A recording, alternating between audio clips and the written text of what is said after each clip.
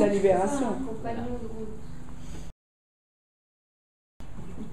S'agissant des mathématiques, donc, la rencontre, pour moi, a justement concerné d'abord une histoire de rencontre, puisqu'il s'agissait de la notion d'intersection, et j'avais 6 ans, c'est-à-dire que j'étais en grande section de maternelle.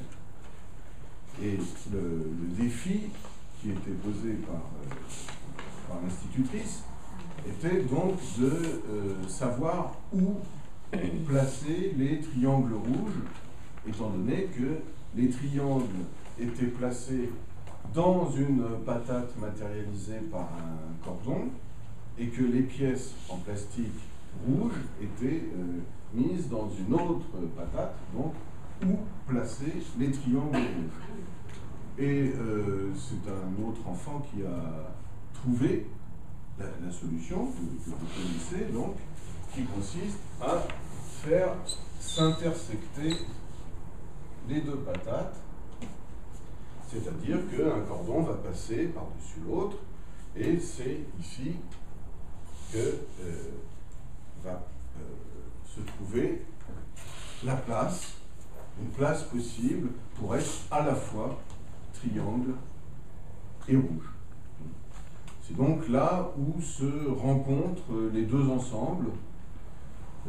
Et pour moi, ça a été à ce moment-là une révélation. Et donc, cette révélation a signé pour moi d'une certaine façon une rencontre, la rencontre avec les mathématiques. Et je dis que cette rencontre concerne la rencontre précisément parce que cette notion d'intersection est donc celle de la rencontre de deux ensembles. On dit couramment en mathématiques là où les deux ensembles se rencontrent. Et il y a là certainement matière à association concernant, disons, d'une façon générale, le lien et la séparation, parce qu'il est tout à fait intéressant de noter que pour représenter une telle rencontre, on doive intersecter des lignes. Donc cette intersection, donc ces sections qui sont de l'ordre de la coupure, mais alors, en quel sens la coupure fait-elle lien? On voit déjà d'emblée, tout de suite dans la représentation graphique, cet aspect de lien et de séparation. Alors j'ai parlé de ces choses-là pendant 1 heure environ, je crois, c'était en 2005, il y avait un colloque à l'ENS sur la théorie des catégories. Théorie des catégories, qui est, si vous voulez, une espèce de version dynamique de la théorie des ensembles, dynamique au sens où, dans la théorie des ensembles, on a des objets qui sont posés là, avec lesquels on peut faire un certain nombre de choses, mais qui ont un côté statique, tandis que dans ce qu'on appelle la théorie des catégories, qui est donc une branche des mathématiques spécifique, eh bien, la notion de flèche joue un rôle très important et donne ce côté dynamique que j'évoquais à l'instant. La théorie des catégories constitue le cadre de mes recherches en mathématiques, recherches qui, enfin pour ce qui concerne celles que je poursuis donc maintenant depuis une quinzaine d'années, ont été initiées par une idée que j'ai eue soudainement au cours d'une partie de l'année. Ça, c'était fin 2002. Et donc le jeu de Go, c'est un jeu de territoire, donc de frontières, parce que ces territoires sont matérialisés par la réalisation de leurs frontières. Et c'est un jeu de connexité, c'est-à-dire que ces territoires vont exister à partir du moment où les pierres avec lesquelles on réalise les frontières sont vivantes, et pour être vivantes, ces pierres doivent se connecter d'une certaine façon, tandis que la déconnexion des pierres les fragilise et parfois leur interdit donc d'être vivantes. Et ce qui était très frappant pour moi dans ce jeu, c'était que justement ces deux notions de frontières et de connexité sont des notions qui existent en mathématiques et en particulier dans une branche des mathématiques que généralement les psychanalystes qui s'intéressent un peu beaucoup à Lacan connaissent mal, à savoir la topologie. Ils la connaissent mal en général parce que de Lacan, ils retiennent souvent, et à juste titre, des histoires d'entrelacement. Mais les histoires d'entrelacement, disons, appartiennent en mathématiques plutôt au domaine de ce qu'on appelle la topologie des variétés. Les variétés, ce sont des courbes, des surfaces à plusieurs dimensions, qui peuvent, dans le cas des entrelacs, précisément s'entrelacer, c'est-à-dire qu'il s'agit de courbes qui sont plongées dans un espace à 3 dimensions. On peut aussi plonger des surfaces dans un espace à 4 dimensions, elles vont s'entrelacer aussi. Donc cette topologie des variétés, ou bien il y a d'autres choses, on parlait tout à l'heure, on évoquait tout à l'heure encore une fois le ruban de Möbius, toutes ces choses-là, ce sont effectivement des objets topologiques, mais topologiques au sens donc de cette branche des mathématiques qui est, disons, la topologie des variétés. Mais il y a une autre branche des mathématiques, c'est celle-là dont je disais qu'elle est généralement peu connue des psychanalystes, c'est la topologie générale.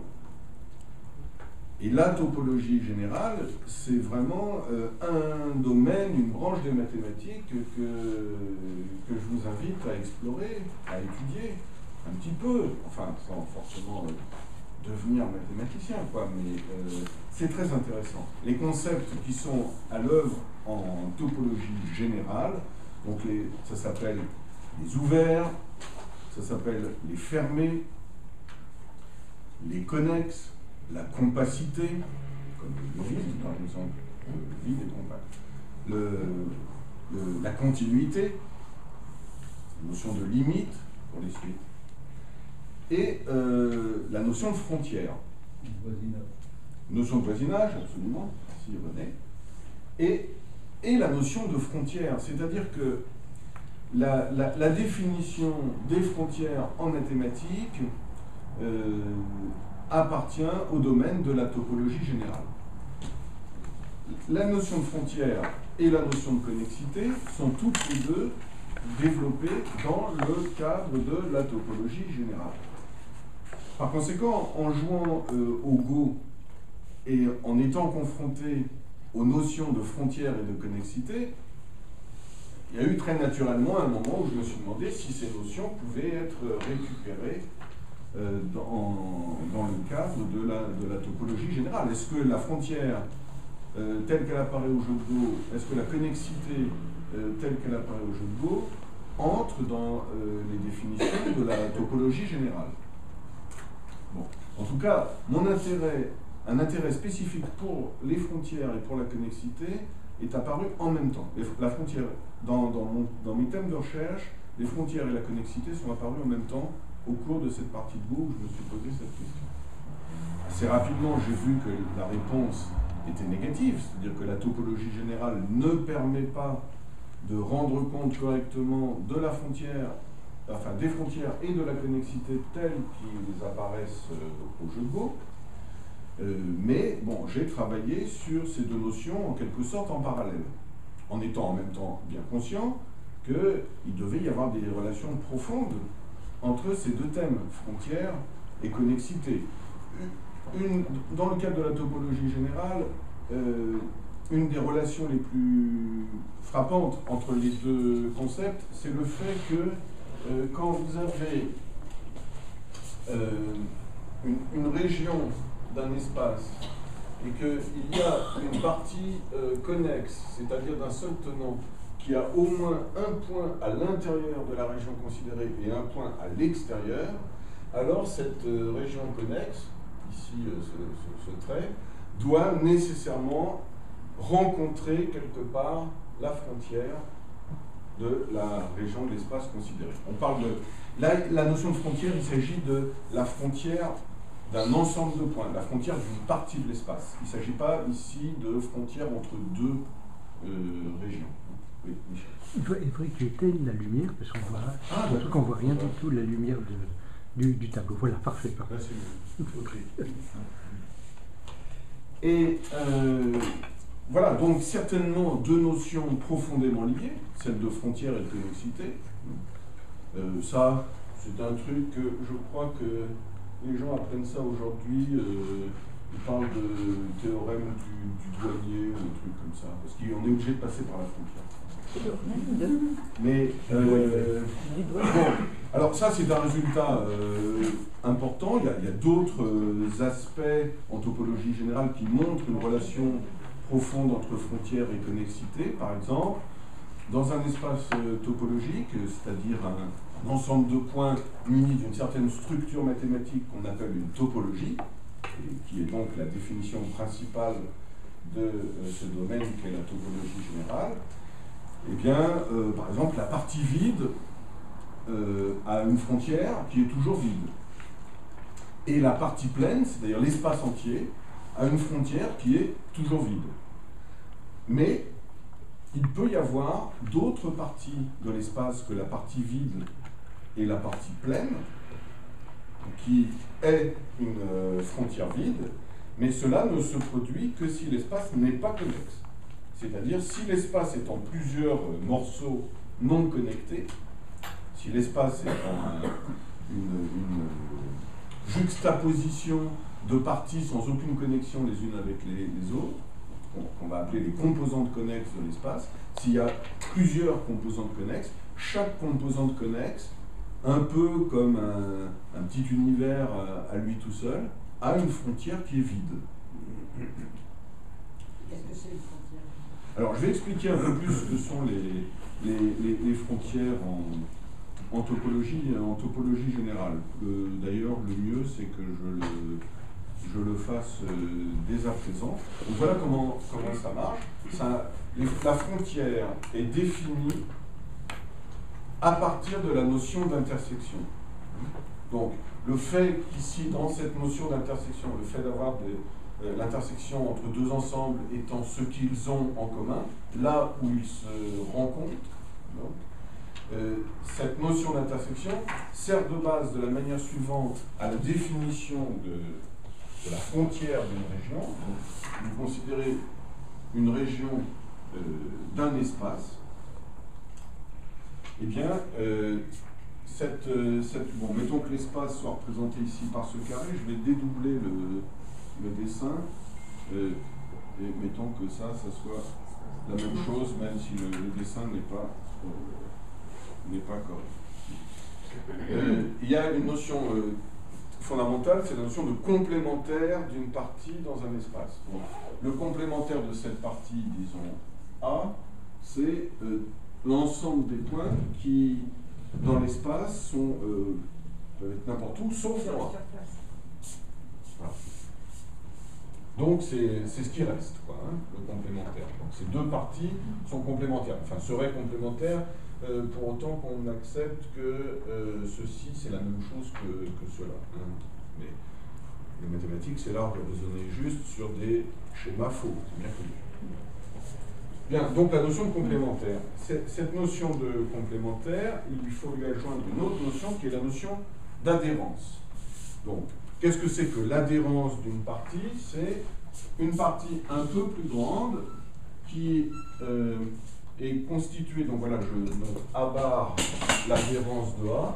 C'est une partie qui est constituée de tous les points de A, mais également éventuellement de points supplémentaires qui sont ceux qui sont d'une certaine façon infiniment proches de A. Alors infiniment proche, c'est une façon de parler. Il y a des définitions rigoureuses en termes d'ouvert. Hein, j'évoquais tout à l'heure le fait qu'une topologie, au sens de la topologie générale, est définie grâce à un certain concept qui est le concept d'ouvert, et aussi le concept de fermé. L'adhérence, en fait, c'est le plus petit fermé qui contient A. Intuitivement, voyez ça comme le fait de rajouter la peau ou l'écorce. Hein, si A est une orange, comme l'indique la couleur dans laquelle je vais dessiner, eh bien, son adhérence, c'est l'orange plus l'écorce. Voilà. Et vous pouvez aussi considérer l'adhérence du complémentaire. Alors l'adhérence du complémentaire, là, ça contient le complémentaire et puis ça contient des points en plus qui ne sont pas dans le complémentaire mais qui sont en quelque sorte infiniment proches du complémentaire, qui adhèrent au complémentaire. Donc voilà ici le complémentaire de A, je vais le noter comme ça, le non-A, et puis ici vous avez l'adhérence du complémentaire. Alors par définition, la frontière de A, c'est ce qu'ont en commun l'adhérence de A et l'adhérence du complémentaire de A. Voilà, ça c'est la définition classique en topologie générale de la frontière d'une partie d'un espace topologique. C'est l'ensemble des points qui sont à la fois adhérents à la partie et au complémentaire de cette partie. C'est le lieu qui se trouve d'une certaine manière à la fois infiniment proche de la partie considérée et de ce qui est à l'extérieur. C'est ce qu'il y a entre l'intérieur et l'extérieur d'une partie. Voilà. C'est ça la définition de la frontière d'un ensemble en topologie générale. Donc, pour revenir au jeu de Go, je me suis rendu compte assez rapidement que la notion de frontière à l'œuvre au jeu de Go n'entre pas dans cette définition. Il y a d'ailleurs plusieurs définitions selon qu'on prend la règle chinoise ou la règle japonaise, la façon de considérer ce qui constitue la frontière d'un territoire. Et voilà, je me suis rendu compte qu'il fallait, pour le jeu de Go, élargir cette notion et distinguer en quelque sorte l'épiderme et l'hypoderme, que ce soit deux topologies différentes, et puis que ce n'était pas forcément des topologies, c'est donc ce qu'on appelle parfois des pré-topologies, et donc en fait, pour définir une structure de frontière telle que celle qui apparaissent au jeu de Go en soit un cas particulier, il fallait un couple de pré-topologies, une pour gérer l'intérieur et une pour gérer l'extérieur, hein, comme qui dit épiderme et hypoderme. Et donc le fait qu'il faille un couple de structures, ça m'a conduit à appeler ça des frontières dialectiques. Mais il y avait aussi d'autres raisons pour les appeler des frontières dialectiques. Et disons, fondamentalement, l'autre raison, c'est que j'ai réalisé, et ça a trouvé une certaine expression mathématique, qu'en fait, le concept de frontière était réellement dans la dialectique du lien et de la séparation. Bon. Du reste, donc dans la conférence à l'UMS que j'évoquais tout à l'heure, sur tous les savoirs. oui, et puis sur mon site, puisqu'effectivement, il y a une vidéo, bon, voilà. Donc on peut retrouver ça. Et je ne sais plus si j'en ai parlé ce jour-là, mais à cette époque-là, je m'amusais à parcourir le graphe du lexique, par exemple, du substantif ou des adjectifs. Donc un graphe dans lequel les arêtes correspondent à l'existence d'une relation de synonymie entre deux termes, c'est-à-dire que deux termes sont considérés comme synonymes s'il existe au moins un contexte littéraire dans lequel ils apparaissent comme synonymes. Mais ça n'est pas une relation transitive. C'est pas parce que A est synonyme de B et que B est synonyme de C que A est synonyme de C.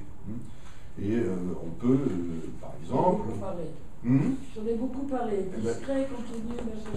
Voilà, mais tu as bien fait. De continu à discontinu. Oui, par exemple, de continuer en te citant. Ou de conscient à inconscient, en passant par volonté, spontanéité. Donc... conscient, délibéré, libre, spontané, inconscient. Voilà. C'est de toi. Oui, c'est vrai. Passer du globe. Et entre liés et séparés, le chemin est très court. J'utilise le dictionnaire en ligne du CRISCO, donc dictionnaire des synonymes en ligne. Et alors il y a des expressions verbales comme mettre entre. Donc mettre entre est un synonyme commun à lier et séparer. Vous voyez, c'est très très court, c'est très rapide. Donc effectivement, il y a cette idée qu'il y a une dialectique du lien et de la séparation. Alors, ça, sur les frontières, donc, il y a donc cet aspect de, comment dire, de dimensions intermédiaires entre liés et séparés. Mathématiquement, ça s'est traduit notamment par un intérêt pour un certain nombre de choses, dont les frontières floues. Et voilà, donc à cette époque, là c'est en 2006, il se trouve qu'il y avait la revue pour la science qui faisait un numéro spécial sur les frontières floues dans différents domaines scientifiques. Donc je me demandé un article sur les frontières floues en maths, et donc c'était à peu près à la même époque où j'avais publié cet article sur les frontières dialectiques dans une revue qui s'appelle Mathématiques et Sciences humaines. Bon. Mais c'est à peu près... après, je n'ai plus rien fait sur les frontières. C'est-à-dire que je me suis intéressé à la connexité à tel point que je ne me suis plus occupé que de connexité.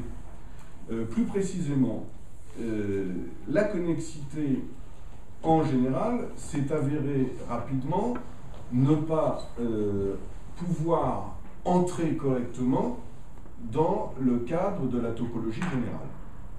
Donc, il y a cette théorie, c'est en topologie générale que sont définies les frontières. Donc ça appartient au cadre de la topologie générale. Les ouverts, les fermés, etc. En topologie générale, la notion de connexité est définie comme un sous-produit. Ça n'est pas une notion première. Vraiment, la notion première, c'est la notion d'ouvert, ou de façon équivalente la notion de fermé, ou de façon équivalente, mais personne ne fait comme ça, la notion de frontière. Mais la notion de connexité existe en topologie générale, mais n'est pas une notion première. Or, ce cadre, celui de la topologie générale, n'était pas suffisant pour y faire entrer des choses qui par ailleurs existent aussi en mathématiques, par exemple la connexité dans les graphes, comme c'est le cas au jeu de Go. Le jeu de Go se déroule dans un graphe et c'est vraiment la notion de graphe, des graphes simples non orientés qui constituent le contexte dans lequel on joue au Go. Et ces graphes-là, parfois, on peut en rendre compte, et on peut rendre compte de leur connexité. La connexité dans les graphes, c'est très, très intuitif, hein, c'est le fait que, voilà, par exemple, 3 points sont connectés s'il existe un chemin qui permet d'aller de n'importe quel point, n'importe lequel des 3 points, à n'importe quel autre. Hein. Par exemple, ces 2 points-là ne sont pas connectés directement, mais il existe un chemin qui permet de relier l'un à l'autre, donc l'ensemble des 3 points est connexe. Bon. Alors, certains graphes, on peut rendre compte de leur connexité dans le cadre de la topologie générale, c'est-à-dire très précisément en munissant l'ensemble des sommets d'une structure topologique, en définissant des ouverts, etc. Les segments n'étant pas considérés comme ça serait le cas, disons, en géométrie ou en topologie des variétés. On ne considère pas que les segments sont constitués d'une infinité de points. On considère que les segments sont des indications symboliques d'une connexion. Donc, dans ce contexte-là, si on cherche une structure topologique sur l'ensemble des sommets tels que les connexes soient ceux du graphe, ben, il y a 2 sortes de graphes. Il y a des graphes pour lesquels c'est possible, mais parfois de plusieurs manières différentes, et on serait un peu ennuyé si on devait choisir entre ces différentes façons de formaliser la connexité dans un tel graphe, il y aura un côté d'arbitraire, et puis pour d'autres graphes, c'est juste pas possible. Donc on voit bien que la topologie générale n'est pas adaptée à une description correcte de la connexité dans quelque chose même d'aussi simple que les graphes simples non orientés. Et donc, l'idée que j'ai eue en fait au cours de cette partie de Go, c'était pas seulement de confronter la connexité et les frontières telles qu'elles apparaissent au Go et telles qu'elles apparaissent en topologie générale, mais ça a été aussi de se dire, peut-être pourrions-nous prendre la connexité comme notion première. Et comme je m'intéressais déjà à l'époque à la théorie des catégories, que je mentionnais tout à l'heure, la question, très précisément, ça a été quelle catégorie définir qui fasse de la connexité une notion première. Donc ça va devenir la catégorie des espaces connectifs, et je commence à étudier cette catégorie des espaces connectifs fin 2002, début 2003. C'est de ça dont je suis allé parler à la conférence de l'ENS de 2005. Bon. Donc dans cette, comme je ne vais pas vous expliquer, puis j'en ai déjà parlé plusieurs fois, ici d'ailleurs, je ne vais pas expliquer exactement ce qu'est une catégorie, mais très rapidement, la catégorie des espaces connectifs a, comme toute catégorie, des objets et des flèches. Les objets, c'est ce qu'on appelle les espaces connectifs, et les flèches, c'est les applications connectives, les morphismes connectifs entre espaces connectifs. Alors, il se trouve, et c'est ce qui explique certainement que nous ayons eu l'occasion de nous rencontrer un certain nombre de fois ces dernières années, il se trouve que très rapidement, j'ai réalisé qu'il y avait un exemple très simple d'espace connectif qui ne pouvait être donné ni par un espace topologique, ni par un graphe. Cet exemple, c'est ce que j'ai appelé l'espace borroméen. L'espace borroméen a 3 points. C'est un tout petit espace, hein, il n'a que 3 points. Alors, ces 3 points,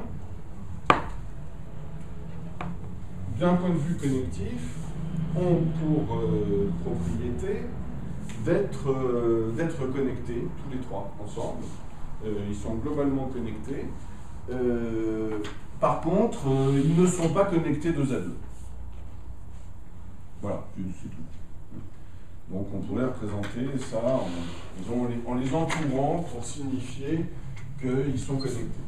En fait, chacun est connecté à lui-même.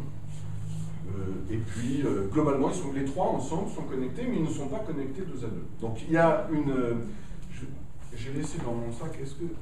J'ai mis mon sac là-bas. Oui, j'ai laissé une image que j'ai imprimée ce matin pour la faire passer.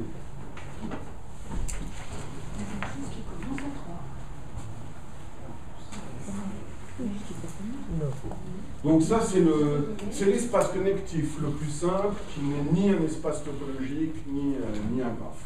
Bon. C'était assez frappant quand même de tomber sur cette notion borroméenne qui, à ce stade-là, si vous voulez, n'est qu'une forte analogie avec ce qui se passe pour le nœud borroméen. C'est pas du tout le nœud borroméen qui est là, mais le point commun, c'est pas un nœud, mais par contre c'est borroméen. Bon, il y a une espèce d'évidence du fait que ça représente effectivement la manière dont les 3 rangs de ficelle sont connectés dans le nœud borroméen. C'est-à-dire pas 2 à 2, mais effectivement les 3 ensemble. Et puis, j'ai développé une notion de... disons, d'abord, on peut définir assez facilement la structure connective d'un entrelac. À ce moment-là, ceci apparaît effectivement de manière rigoureuse comme la structure connective du nœud borroméen. On peut aussi développer une notion de représentation d'une structure connective dans un espace connectif. Et à ce moment-là, le nœud borroméen apparaît comme une représentation de l'espace borroméen dans un certain espace connectif qui est disons, une variante de l'espace à 3 dimensions. Bien, et le développement de cette théorie des espaces connectifs se fait donc sur un certain nombre d'années, au cours desquelles, petit à petit, j'oublie la notion de frontière. Enfin, c'est pas que je l'oublie, mais disons que la notion de frontière devient moins importante, elle n'apparaît pas dans ces travaux, parce que la notion de frontière, elle est définie très naturellement dans le cadre de la topologie générale, mais dans le cadre des espaces connectifs, il n'y a pas de notion de frontière. Et donc, en ce sens-là, j'oublie un peu la notion de frontière pendant pas mal d'années. Et donc, alors le titre que j'avais proposé pour aujourd'hui, c'était Frontières, le retour. C'est juste le retour, le retour aux frontières. Bon, c'est marrant, mais c'était en fait, pour moi, c'était juste que dans mes recherches, les frontières sont revenues finalement. C'est ça que je voulais vous raconter. Après, je me suis rendu compte que je l'avais déjà raconté l'année dernière, en septembre, mais c'était rive droite. Mais je me suis dit que c'était pas grave. En plus, il y a quand même des choses un peu nouvelles. Bon, la répétition à la matière ne nuit pas. Qui s'en souvient précisément? Donc, voilà, les frontières sont revenues. Comment les frontières sont revenues. Voilà, mais c'est une histoire très étonnante, vraiment je n'y attendais pas du tout. Il se trouve que, tout en poursuivant ces recherches, je m'intéressais pour ma culture mathématique générale et aussi au titre de ma participation à la vie communautaire mathématique, à la notion de topos. Donc la notion de topos est due à Grothendieck, et le hasard destinal a voulu que je sois associé à l'organisation d'un colloque consacré au topos et qui a suivi, vraiment qui a été dans l'année suivant la mort de Grothendieck. Donc ça a été en novembre 2015 à l'IHES. Voilà, j'ai participé. Ça ne faisait pas de moi un spécialiste de la théorie des topos, qui est quand même une théorie assez... enfin, qui n'est pas d'un accès tout à fait immédiat, disons, mais qui est une grande et belle théorie. Et évidemment, en fréquentant les gens de cette communauté, des topos de Grothendieck, bien petit à petit, j'en ai appris davantage, et puis j'ai réalisé à quel point c'était vraiment passionnant. Bon. Et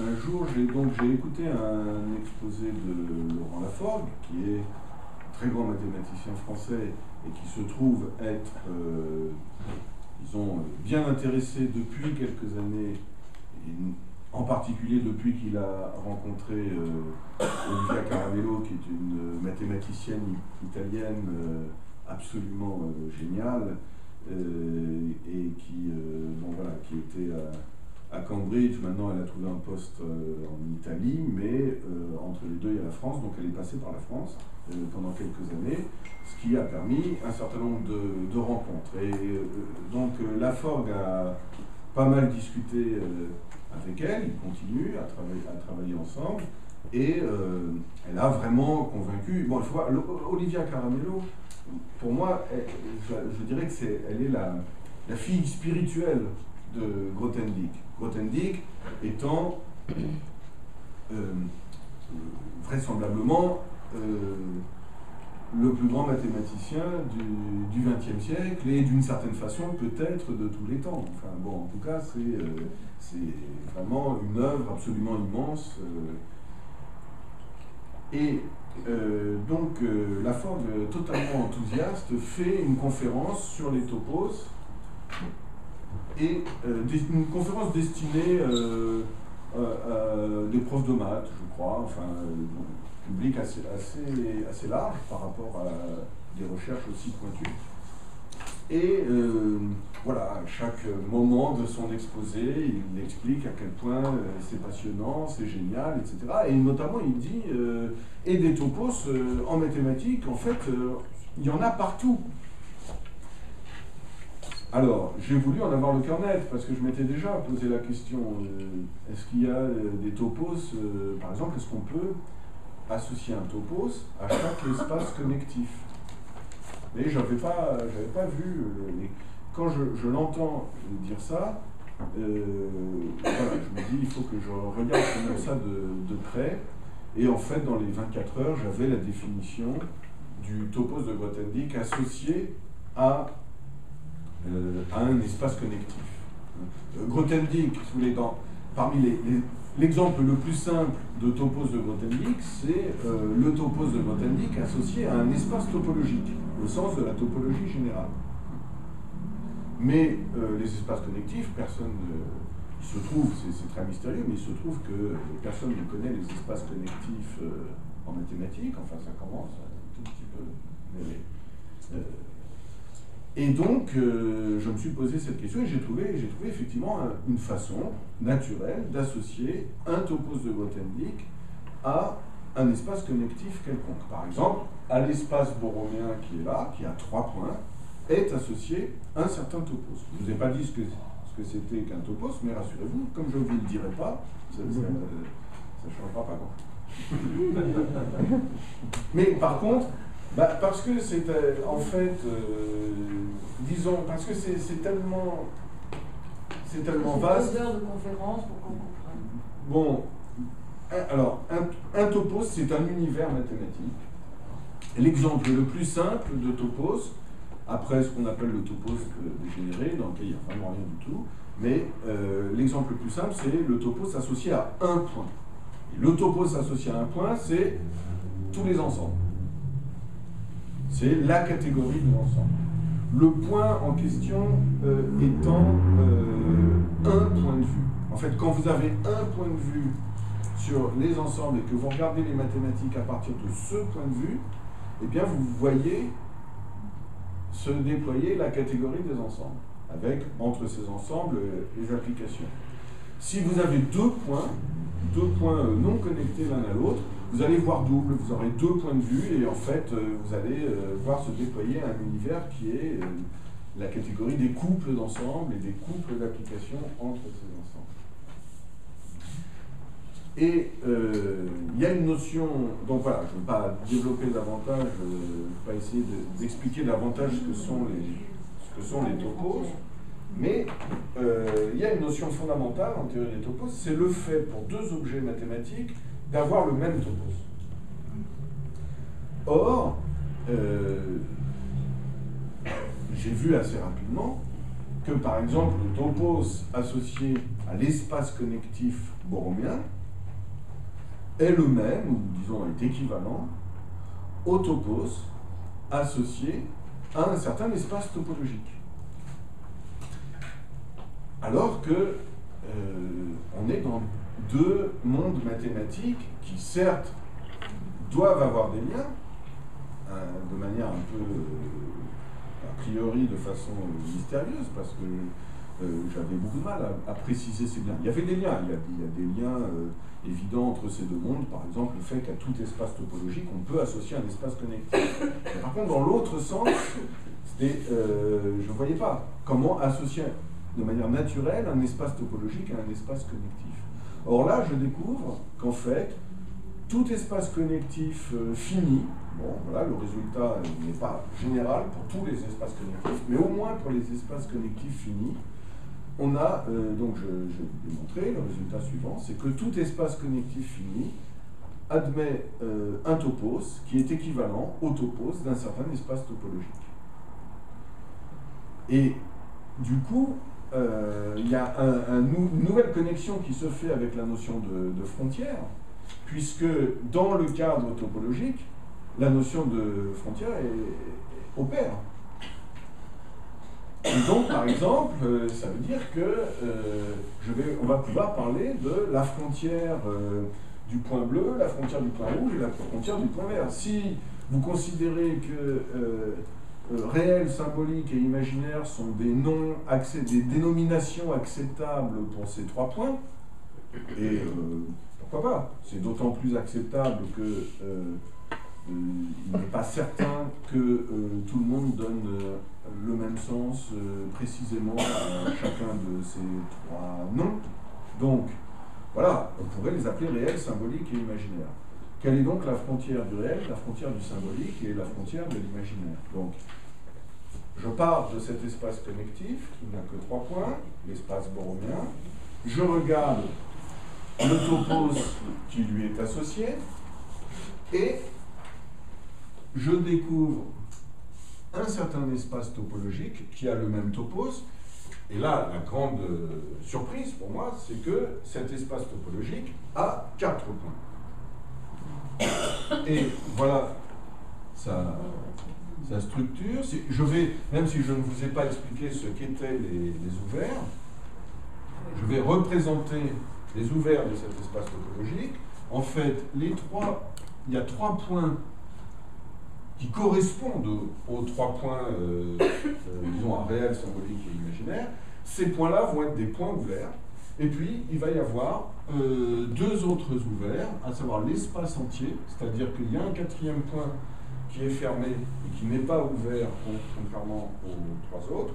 Et puis, il y a un autre ouvert, qui est le vide, parce que le vide est toujours ouvert. Et puis, il y a aussi, il se trouve que dans la définition des espaces topologiques, une union d'ouvert est toujours ouverte. Donc, il y a les unions qu'on peut faire des différents ouverts qui sont là.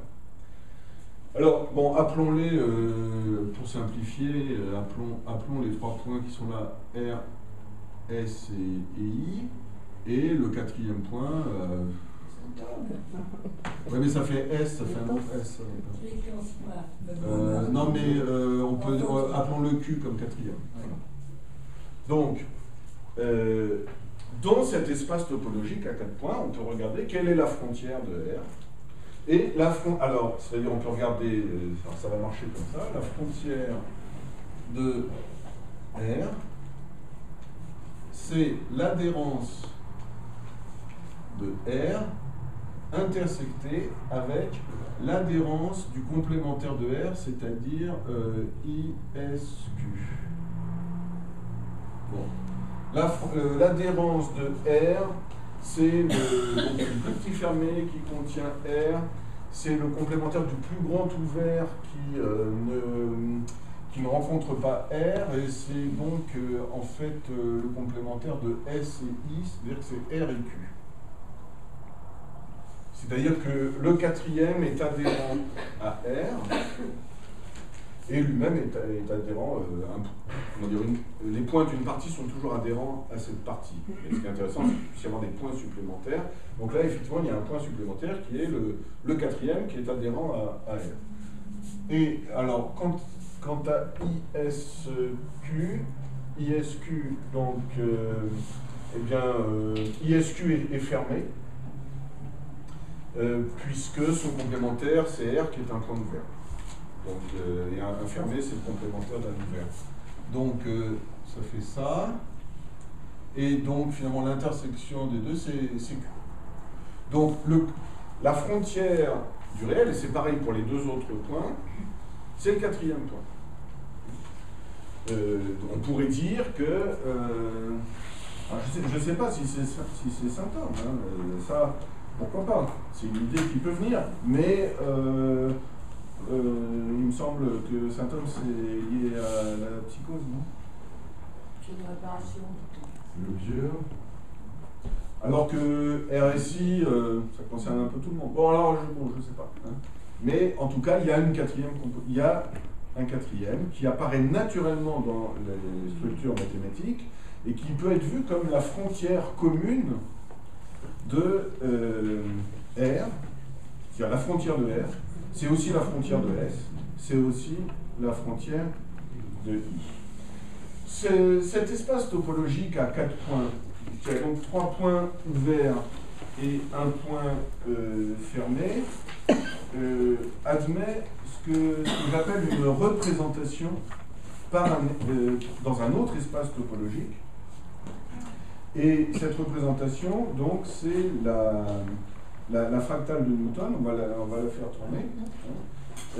Donc, on peut la faire passer comme ça. Donc ici, sur cette fractale de Newton, vous avez 3 bassins d'attraction qui correspondent à R, S et I, et la frontière commune, qui est une fractale, et qui est donc l'ensemble qu'on appelle l'ensemble de Julia.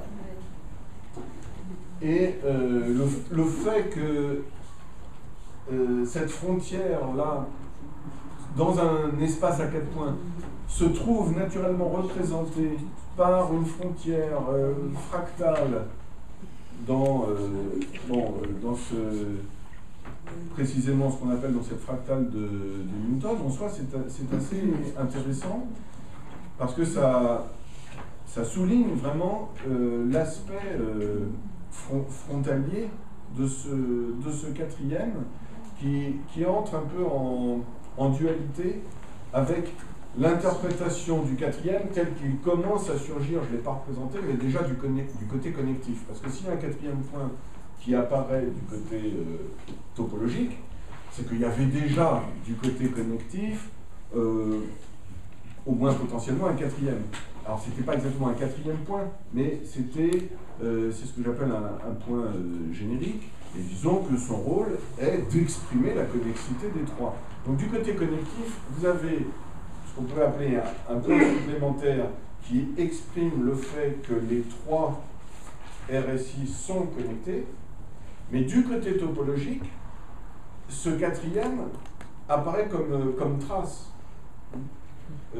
Et non, si vous voulez, non plus en quelque sorte en surplomb, point générique, disant la connexité des trois, mais en quelque sorte comme trace du lien qui existe entre les trois, cette fois, du côté topologique. Et c'est donc cette frontière. Bon, alors, ce que je vous ai raconté là jusqu'à présent, c'est ce que j'avais, en gros, c'est ce que j'avais dit l'année dernière. Alors, je vais juste ajouter, je prends juste 5 minutes pour... Non, c'était rive droite, c'était près de la gare du Nord. Ah oui. Voilà, mais moi, je préfère ici. Parce que... C'est rive gauche. C'est une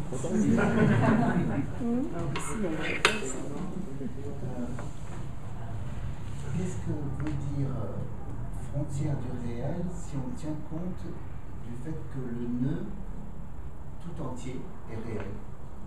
Ah, mais d'accord, c'est juste que j'ai adopté à titre d'hypothèse la dénomination réelle pour désigner une des trois composantes.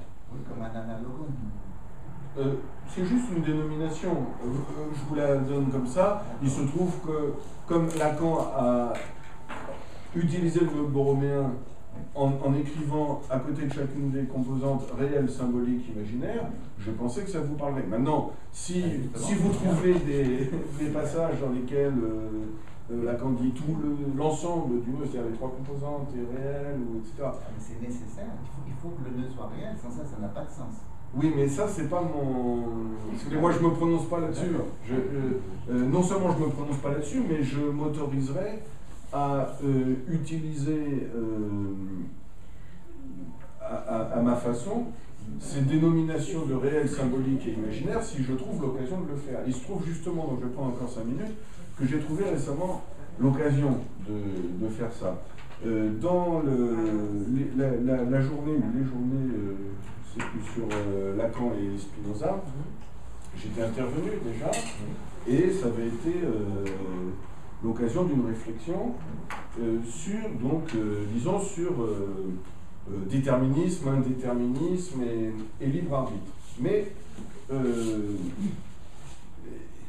évidemment, on peut vouloir opposer un peu rapidement libre arbitre et déterminisme absolu, disons.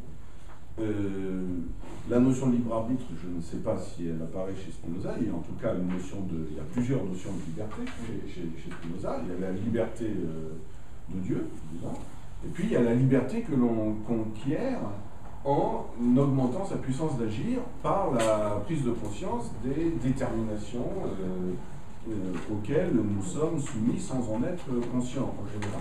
Donc c'est en ce sens que Spinoza peut être vu comme un précurseur de la psychanalyse. Bon. Mais, et donc, si dans un premier temps libre arbitre et déterminisme semblent s'opposer, la lecture de Spinoza et d'autres peut nous convaincre qu'en fait, les relations entre liberté, libre arbitre et déterminisme sont beaucoup plus subtiles que cela, et qu'en particulier, l'indéterminisme, au sens de l'aléatoire pur, n'est pas une réponse à la question du libre arbitre, parce que, effectivement, exercer son libre arbitre, ça n'est pas la même chose que convoquer l'aléatoire pur. Bon. Et donc, comme cette notion m'intéresse beaucoup, j'y réfléchis depuis un certain temps, et j'en suis venu à dégager 3 dimensions principales, qui sont, d'une part, donc premièrement, la dimension dans laquelle s'articule déterminisme absolu, indéterminisme et, disons, détermination au pluriel. Ça, c'est un axe. Il y a un deuxième axe qui concerne la conscience, l'inconscient et l'inconnu. Et il y a un troisième axe avec également 3 composantes que j'appellerais l'individu, la vacuité et le tout. Bon. Et alors, me retrouvant avec ces 3 dimensions, je me suis dit, donc chacune de ces dimensions reposant sur, en quelque sorte, 3 piliers, récemment, je me suis dit, tiens, mais si, est-ce que ces dimensions ne pourraient pas être vues comme connectées borroméennement, et même chacune d'elles impliquant 3 termes, comme un borroméen de borroméen.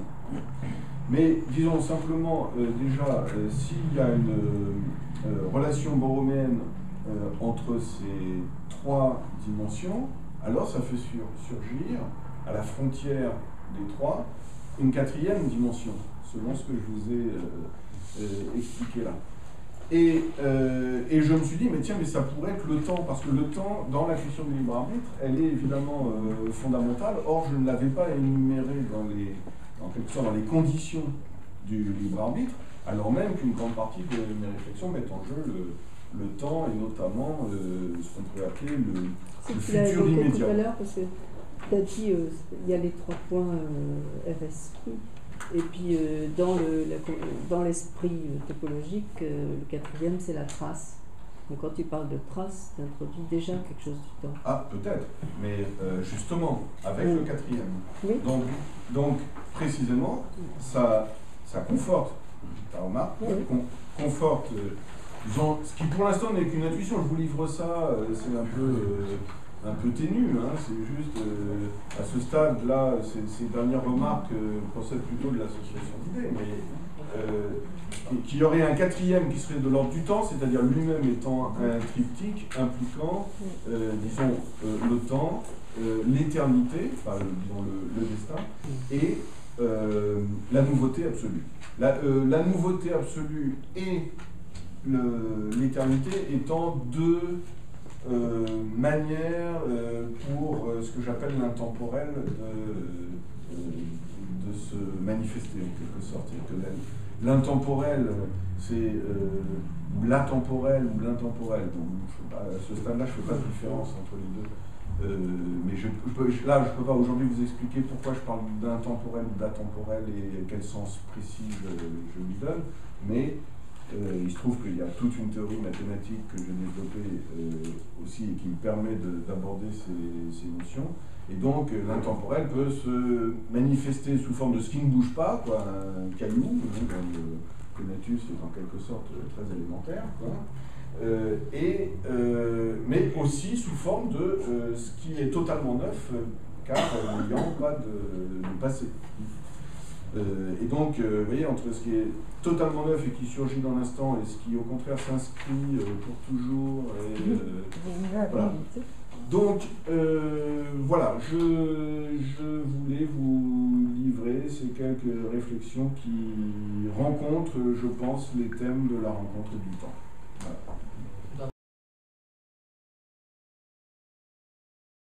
Merci. Quelques questions, Mario? Oui. À propos de ce 4e point, qui m'a intéressé, vous le décrivez comme fermé. Oui. Un point fermé. Oui. Donc, quelle est sa particularité? Les points fermés, on les connaît bien parce que dans l'espace ordinaire, l'espace géométrique ordinaire, l'espace euclidien, les points mathématiques, donc infiniment petits, là, ces points-là, sont fermés. Donc ordinairement, les points sont fermés. Donc, en fait, des 4, c'est le seul qui soit, en quelque sorte, ordinaire. Hein. Fermé, vous l'empire ordinaire, est-ce que vous pouvez en dire autre chose? Oui, ça veut dire que... vous voyez, tout à l'heure, j'ai utilisé une expression qui était là pour donner une intuition, mais qui était une expression impropre et assez approximative. J'ai dit, les points adhérents à une partie sont les points qui sont infiniment proches. Le problème, c'est que quand on parle comme ça, les deux notions ne sont pas justes, c'est-à-dire infiniment, il n'y a pas forcément d'infini là-dedans. Et proche, le problème avec la notion de proche, c'est qu'a priori, c'est une notion symétrique. Si A est proche de B, B est proche de A. Or, là, s'agissant d'ouvert, de fermé et de voisinage, ce n'est pas une notion symétrique. Alors, disons que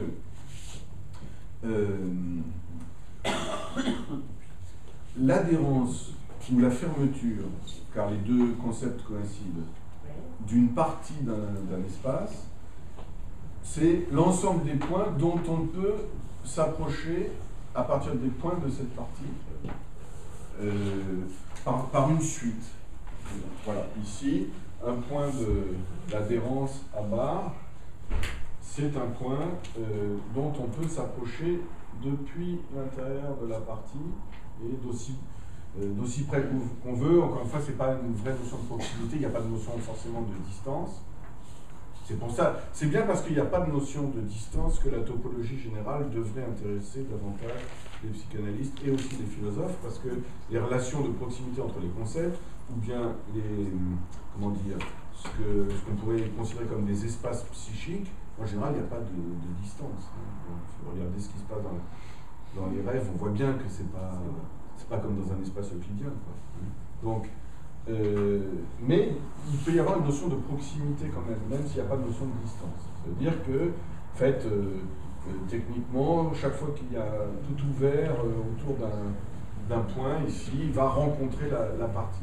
Mais on peut retenir l'idée qu'on peut s'approcher d'un tel point, un point de l'adhérence ou de la fermeture, en considérant une suite de points dans la partie. Alors, un point fermé, c'est un point, si on considère la suite qui consiste à rester sur place, on ne pourra jamais s'approcher d'autres points que de lui-même. Mais par contre, le contraire n'est pas vrai, c'est-à-dire que si on considère en fait n'importe quelle suite de points là-dedans, elle converge vers le quatrième. C'est-à-dire que c'est comme si tous les points de cet espace étaient infiniment proches du quatrième, tandis que le quatrième, lui, n'est pas infiniment proche des autres. Vous voyez, la relation n'est plus symétrique. Donc, c'est pour ça que l'expression « être infiniment proche d'eux » est un peu trompeuse. Mais là, on a une situation qui demande du travail pour se l'approprier et pour en forger une intuition juste. C'est pas évident. On a 3 points qui sont ce qu'on appelle des points génériques et un point qui est effectivement un point ordinaire.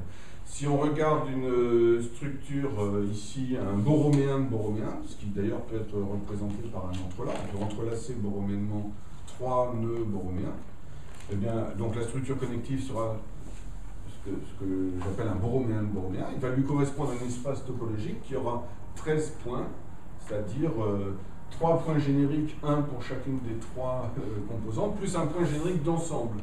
Et le point générique d'ensemble, d'une certaine façon, il représente, du côté connectif, il représente la totalité.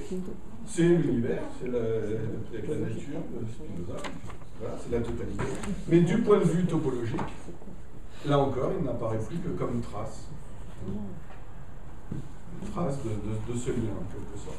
Donc voilà, pour approfondir l'intuition de ce que sont des points fermés, des points ouverts, ou dans le borroméen, à l'étage intermédiaire, vous aurez des points qui seront ni ouverts ni fermés. Donc pour approfondir cette intuition-là, il faut passer un peu de temps avec ces concepts. Mais moi, ce que je constate, c'est que à chaque fois que je les reprends, je dois retravailler cette intuition, ça va pas de soi. La notion de point ouvert, en tout cas de point non fermé, n'est pas tout à fait ordinaire, justement, mais disons qu'un point non fermé, c'est un point qui est dépassé par son adhérence. C'est donc un point qui engendre quelque chose autour de lui. Voilà. C'est un point qui est proche de choses qui le dépassent.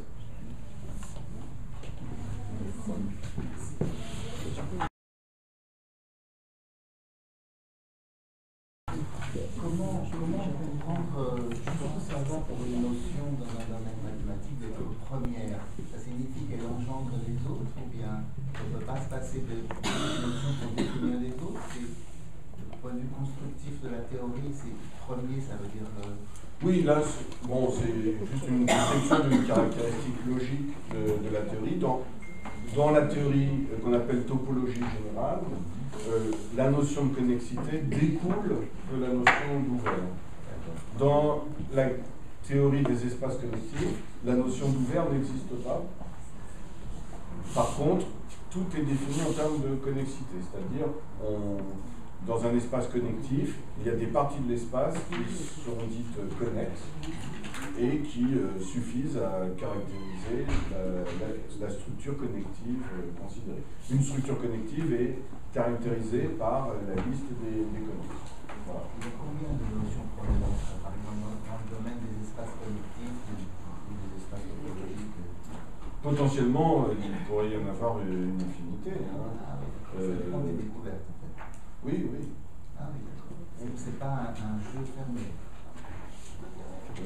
Non, c'est pas. Vous pouvez, si vous avez une idée, une intuition, quelque chose dont vous vous dites, tiens, ça pourrait être mathématisé, ça pourrait être formalisé mathématiquement, bien vous allez poser des définitions qui vont donner un tour abstrait mais précis, enfin précis mais abstrait, à vos concepts. Donc, moi je pense que toute théorie un peu structurée est potentiellement mathématisable. Je pense qu'on pourrait produire une théorie mathématique un modèle mathématique de n'importe quelle théorie philosophique. En tout cas, cette translation du mathématique sur le psychanalytique est très intéressante. J'avais déjà apprécié l'essai il y a 2 ans, quant à la nécessité absolue chez Spinoza. Et justement, elle fait avec cette histoire de la nécessité que le nœud soit réel, que le nœud borroméen ait un sens pour nous. Moi, c'est ce que j'affirme. Mais qu'on me dise le contraire, ça montre bien que ça fait intervenir dans cette translation la question du sens. Finalement, on peut faire toute cette opération-là sans que la question du sens, à proprement parler du sens de chaque élément, comme il est défini, se pose. Oui. Il ne se pose. Oui. Cela dit, je ne dis pas que le nœud n'est pas réel. Hein. Non, justement. Je ne me prononce pas. Voilà, je comprends bien le transfert conceptuel, pour ainsi dire, qui est proposé. Et à mon avis, c'est fertile, mais avec toujours l'intervention sémantique. Il y a comme une suspension du sens à un certain niveau, c'est-à-dire, en quelque sorte, on ne se prononce pas sur ce que serait le sens de tel ou tel élément, mais c'est dans les structures mêmes, dans l'organisation de ces structures, que quelque chose va... voilà. Ah non, il est nécessaire d'arrêter. Et on se retrouvera demain matin à 10h. Mais c'est dans quelle salle, Jeanne? C'est dans la salle 11 à partir de 10h. 10h, pas 9h? Non, 10h. 10h. C'est mieux. 10h. On se fait une pause et merci d'abord à tous ceux qui sont intervenus. On se fait une pause et on se retrouve ici d'ici 10 minutes, un quart d'heure.